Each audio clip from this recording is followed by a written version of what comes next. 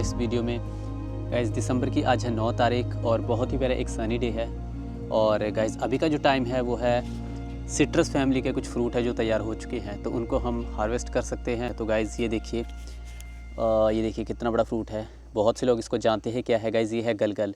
और मुझे लगता है कि सिट्रस फैमिली का गाइस ये सबसे बड़ा फ्रूट नहीं है, इससे भी बड़ा एक फ्रूट होता है, वो है चकोतरा, जिसको पोमेलो के नाम से जाना जाता है, और उससे ये छोटा ही होगा। ये देखिए। सो गाइज़ यहाँ पे अभी जो मैंने ये रफ़ लेमन है, इसको खट्टी भी बोलते हैं। इसको ना ही खाने के लिए यूज़ किया जाता है, ना ही इसका अचार बनता है। गाइज़ इसका जो बीज है उसके लिए जो है इसको तैयार किया जाता है। आमतौर पर इसके जो बीज अगर हम ख़रीदेंगे तो कुछ जो इन बीजों को बेचते हैं तो इनकी जो कीमत होती है लगभग 4,000 साढ़े 4,000 रुपये किलो जो बीज है वो आपको मिलेगी। तो गाइज़ ये जो फ्रूट है बहुत ही ज़्यादा इंपॉर्टेंट है। बहुत सारी बहुत सारे बर्ड्स है गाइज़ जो अभी उनको कुछ दिखा है, आई थिंक कोई बिल्ली वगैरह होगी। सो गाइज़ ये जो रफ़ लेमन है, इनके बीजों को हम लगाएंगे, पौधे तैयार करेंगे, तो उन पे जो पौधे तैयार होते हैं तो ग्राफ्टिंग करके हम कोई भी वैरायटी जो है तैयार कर सकते हैं। मान के चलिए ये रफ़ लेमन है, मैंने इनके बीजों को लगाया और एक पौधा तैयार हुआ। अब इस पे गाइज़ हम नींबू की, रफ़ लेमन में नींबू की, इसके अलावा गलगल की, संतरा, किन्नू, मौसम्मी, पोमेलो, किसी भी वैरायटी को जो है ग्राफ्टिंग कर सकते हैं और वो पौधा हमारा तैयार हो जाएगा। तो यहाँ पे मेरे पास कुछ सैंपल पड़े हैं, जैसे पहला है ये गलगल, दूसरा है ये देखिए रफ़ लेमन, और ये है नागपुरी संतरा, और ये एक नींबू की वैरायटी है, सीडलेस लेमन है ये, और कागजी बारहमासी नींबू छोटे साइज़ के होते हैं, ये है किन्नू, और ये है स्वीट लेमन। ये मार्केट में बहुत कम मिलेगा और ये स्वीट लेमन है। इसको खाने के बाद हल्की सी इसमें खट्टापन होता है, तो ये उतना ज़्यादा नहीं बिकता, तो ये एक वैरायटी है। सो गाइस बहुत सारी वैरायटी है। आई थिंक मैंने मौसम्मी को मिस कर दिया, और अभी के दौरान बहुत सी वैरायटी है जो गाइस तैयार हो चुकी है। तो जैसे मैंने आपको बताया, ये जो रफ़ लेमन है गाइस, हमने इनको लगाना है, इनके पौधे तैयार करने हैं। तो नॉर्मली उस पर संतरे की कुछ 7-8 वैरायटी बहुत ही कॉमन है, उनको ग्राफ्टिंग करके नए पौधे तैयार करेंगे। और मौसम्मी की भी कुछ 10-15 वैरायटी है अलग अलग, उनकी भी ग्राफ्टिंग करके हम नए पौधे तैयार कर सकते हैं। तो रफ़ लेमन के जो बीज है वो बहुत ही ज़्यादा उपयोगी हैं। इसके अलावा ये जो गलगल है गाइज़, इसको हम डायरेक्ट इसी से बीज निकाल के जो है आगे लगा सकते हैं, तो गलगल तैयार हो जाएगी। आमतौर पर 5 साल 6 साल 4 साल का टाइम लग सकता है फ्रूटिंग देने में पौधे को, अगर हम बीज से तैयार करेंगे। लेकिन किन्नू, मौसम्मी, संतरा ये जो है इनको बीज से तैयार नहीं कर सकते। बहुत से लोगों को मैंने देखा है कि वो इनको, जैसे वो मार्केट से कुछ फ्रूट लेकर आते हैं, जैसे मौसम्मी को लाते हैं, उनका बीज गिराते हैं, पौधे तैयार हो जाते हैं, तो वो सोचते हैं कि इनमें भी संतरा या मौसम्मी लगेंगे, लेकिन ऐसा नहीं होगा।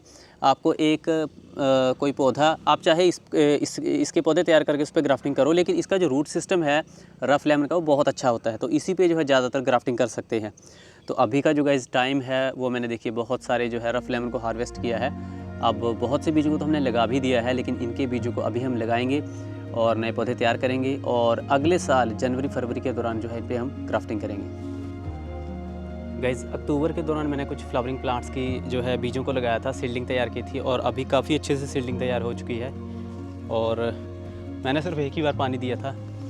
ये देखिए, ये है गेंदे, मैरीगोल्ड, यहाँ पे है डेज़ी की कुछ अलग अलग 3-4 वैरायटी, मैरीगोल्ड वहाँ भी है, और इसके अलावा ये है आइस प्लांट। आइस प्लांट मेरे हमेशा से फेवरेट है, लेकिन ये बहुत कम टाइम के लिए ही फूल खिलते हैं, लेकिन जब फूल खिलते हैं तो पोट्स जो है फूलों से भर जाता है।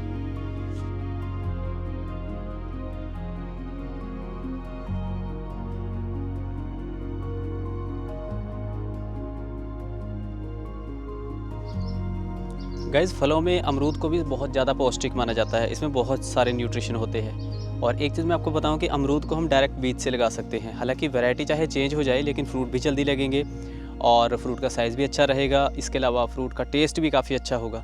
तो डिपेंड करता है कि अगर हम पौधे की अच्छी केयर करेंगे तो जल्दी फ्रूट लगेगा और फ्रूट का साइज़ भी ठीक रहेगा।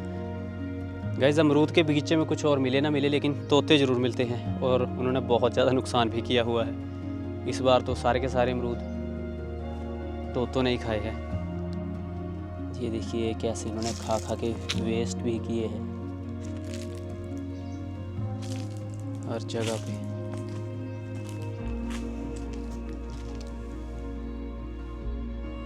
गाइस दिसंबर में अभी तक काफ़ी अच्छी धूप खिली हुई है और काफ़ी अच्छा भी लग रहा है। और बहुत जल्द धुंध पड़ने वाली है, बहुत ज़्यादा धुंध। तो ये धूप जो है देखने को भी नहीं मिलेगी पूरा दिन। इस बरसात की शुरुआत में मैंने कुछ प्लांट्स में एयरलेयरिंग की थी, अब पौधे तैयार हो चुके हैं और मैंने उनको पॉली बैग में भी लगाया हुआ है। और ये देखिए अमरूद की कुछ अलग अलग वैरायटी है, इनमें जड़ें आ चुकी है और इनमें फ्रूटिंग भी काफ़ी जल्दी होगी, पौधे का साइज़ भी छोटा रहेगा। काफ़ी अच्छा लगता है गाइस अगर हम पौधे खुद तैयार करें और उनकी अच्छी ग्रोथ हो।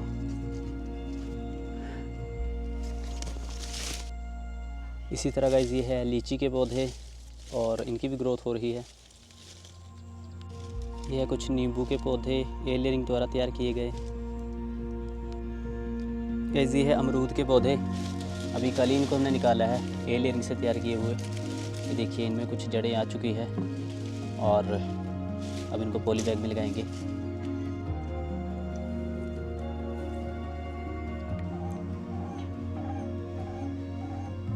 गाइस ये एक डव है।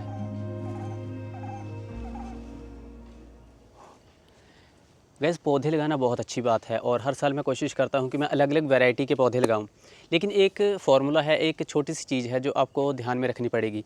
अब देखिए डिपेंड करता है कि आप पौधे कहाँ लगा रहे हो। जैसे मैं बहुत सी वैरायटी को तैयार करता हूँ अलग अलग सीज़न में। इस पर मैंने जामुन के पौधे तैयार किए हैं, तो मुझे आमतौर पर 2 ही जगह पर इन पौधों को लगाना होता है। या तो मैं उनको फॉरेस्ट साइड पे लगाता हूँ या फिर किसी पब्लिक प्लेस में, किसी पार्क वगैरह में। कोशिश मेरी यही रहती है कि मैं उनको वहाँ पे लगाऊँ। है गाइस, कभी भी जंगल में अगर आप पौधे लगा रहे हो तो या तो आप कोई जंगली पौधा लगाओ या फिर आप जंगली फलदार पौधे लगाओ। जैसे आप जामुन लगा सकते हो, अंजीर, शहतूत और भी बहुत सारी किस्में हैं। तो देखिए ऐसे में होता है क्या है कि मान के चलिए आपने एक हाइब्रिड आम का पौधा जंगल में लगा दिया और कुछ टाइम के बाद उसमें फ्रूटिंग हुई, क्योंकि देखिए जो हाइब्रिड पौधे होते हैं उनको टाइम टू टाइम पानी की और फर्टिलाइज़र की ज़रूरत पड़ती है, तभी उनमें फ्रूटिंग होगी और पौधा सही से ग्रोथ करेगा, अदरवाइज़ वो सूख जाएगा।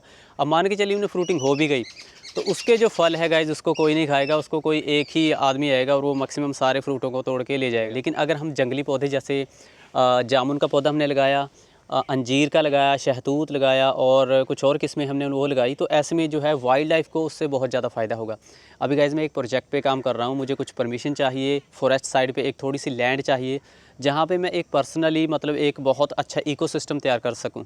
तो इकोसिस्टम ऐसा ही होगा कि तरह तरह के हमें पौधे लगाने पड़ेंगे, स्पेशली फलदार पौधे लगाने पड़ेंगे, जंगली पौधे जिनको मुझे एक बार लगाना है। जैसे देसी अमरूद को लगा सकते हैं, बरसात के दौरान शुरुआत में एक बार लगाया, उसके बाद पूरा साल जो है मुझे पानी वगैरह का, फर्टिलाइज़र का ध्यान नहीं रखना है और उनकी काफ़ी अच्छी ग्रोथ होगी, टाइम पे उनमें फ्रूटिंग भी होगी। तो ऐसे में बर्ड्स के लिए वो बहुत ही ज़्यादा फ़ायदेमंद होगा। अलग अलग प्रकार की वाइल्ड लाइफ के लिए वो एरिया जो है एक बहुत अच्छी जगह बन जाएगी और ऐसे में जो वाइल्ड लाइफ है वो काफ़ी ज़्यादा मात्रा में पनपती है। तो जंगल में हमेशा हमें जो है जंगली फलदार पौधे लगाने चाहिए और इस काम को मैं काफ़ी टाइम से कर रहा हूँ। छोटे लेवल पे कर रहा हूँ, लेकिन धीरे धीरे इस काम को थोड़ा बड़े लेवल में मुझे करना है। इसके अलावा अगर मैं बात करूँ पब्लिक प्लेस में या किसी पब्लिक पार्क में या सड़कों के आसपास कुछ पौधे लगाने हैं, तो या तो आप छायादार पौधे लगाइए, फूलों वाले पौधे लगाइए या फिर एयर प्योरीफाई प्लांट्स लगाइए। ज़्यादातर पार्क में आपको एयर प्योरीफाई प्लांट्स को लगाना चाहिए और ये गाइस बहुत अच्छी एक एक्टिविटी है। तो हर साल जैसे मैं पौधे तैयार करता हूँ, इस पर मैंने जामुन के पौधे तैयार किए हैं और देखते हैं उनको कहाँ पे लगाएं। इसके अलावा कुछ एयर प्योरीफाई प्लांट्स भी है, तो जैसे लोगों की डिमांड रहती है वो मैं पौधे उनको प्रोवाइड करवा देता हूँ। सो गाइस प्लांट्स लगाना एक बहुत अच्छी बात है और मैं चाहता हूँ कि आप भी हर साल कुछ पौधे लगाइए और इससे हमारा जो इकोसिस्टम है ये बहुत अच्छा बनेगा। हमें अपने एनवायरनमेंट को थोड़ा सा ध्यान रखना चाहिए और जैसे पोल्यूशन काफ़ी ज़्यादा बढ़ रहा है, तो अलग अलग प्रकार के जो प्लांट्स है, जो एक इकोसिस्टम है, यही जो है काफ़ी ज़्यादा मदद करेगा हमारे एनवायरनमेंट को साफ़ करने में।